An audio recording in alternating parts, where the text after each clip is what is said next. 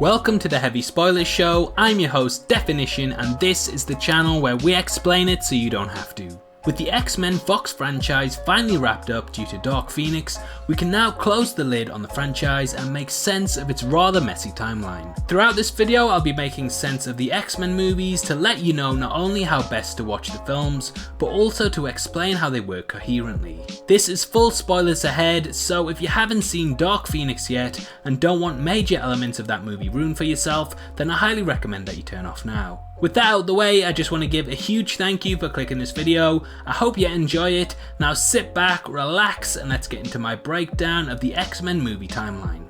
Our timeline begins back in ancient Egypt with Apocalypse being put into hibernation after having his consciousness transferred to an immortal. This is one of the only fixed points in the timeline that is unaffected by the time travel that takes place later and can be cited as the birth of mutants. From here on out, I'll predominantly be viewing the timeline from the perspective of Wolverine, as he is the only way to really make sense of everything, and he's also by far the best character in the franchise. Sorry Quicksilver. Anyway, we travel to the 1800s for the next major event, which is the birth of Wolverine and his stepbrother Sabertooth. Together they journey through many of the major wars throughout the past couple of centuries. This includes World War II, most notably the Holocaust, in which Magneto was created. Also during this period, Wolverine becomes a prisoner of war at a Japanese POW camp, and he witnesses the bombing of Hiroshima, and this ties into the timeline later. In the 1960s, Professor X and Magneto meet for the first time, attempt to recruit Wolverine, and though they fail, they still create the X-Men.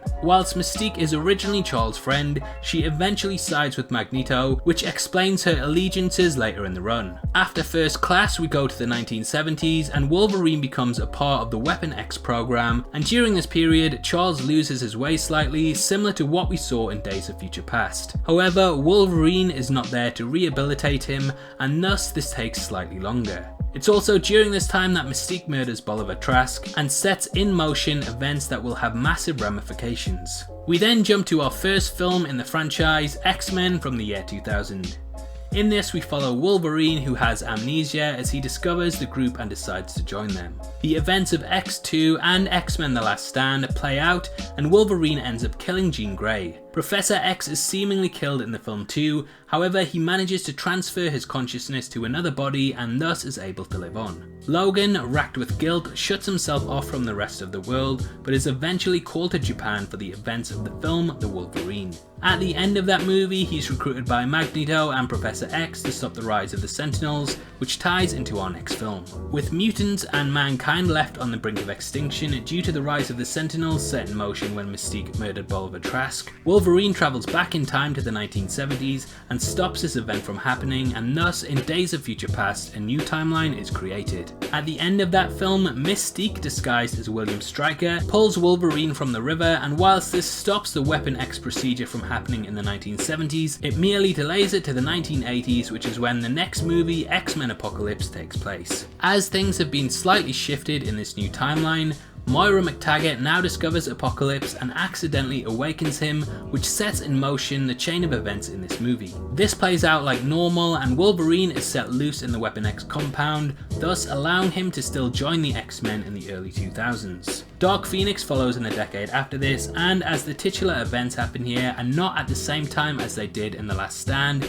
Jean is not killed by Wolverine. A Phoenix impression can be seen in the sky at the end of the film, which allows for her reappearance later in the new timeline, thus she is alive. Mystique, however, does die in the film, which is why she doesn't appear later on, which I'll get into when we talk about the ending scene of Days of Future Past. From here, the events happen pretty similar to the original X-Men trilogy, though some events have been nudged slightly, so it's not all exactly the same, but it continues roughly how it did until we get to the end scene of Days of Future Past, in which Wolverine wakes up in an altered timeline having saved the world. This explains why when he walks through the mansion he sees Jean but not Mystique, and this lines up with their fates in Dark Phoenix, as Jean wasn't killed but Mystique was. Deadpool 1 and 2 happen roughly around this time, but the next major event doesn't take place until Logan. During this period, Professor X accidentally kills all of the mutants at his mansion, and he, Caliban and Wolvie are some of the only few that remain due to the genetic extinction that was carried out by Dr. Rice. Whilst Wolverine says in this movie when looking at X-Men comics that the events did not happen the way that they were portrayed in the books, you have to remember remember that this is because he only has memories from the original timeline. Thus, when he changed things and nudged the big moments slightly, they would seemingly happen differently for him in the comic books and thus not line up with his memories. Logan dies at the end of the film and we watch as a new group of mutants go out to carve their own destiny, thus ending the timeline.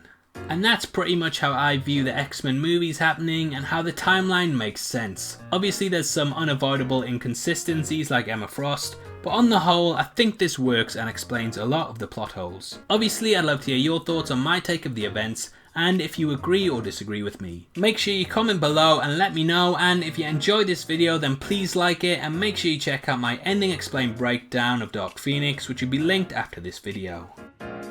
This is a channel for people who are super into superheroes, so if that's the kind of thing you like, hit subscribe. Thanks again for taking the time to watch this. I've been Deffinition, you've been the best, and I'll see you next time. Take care, peace.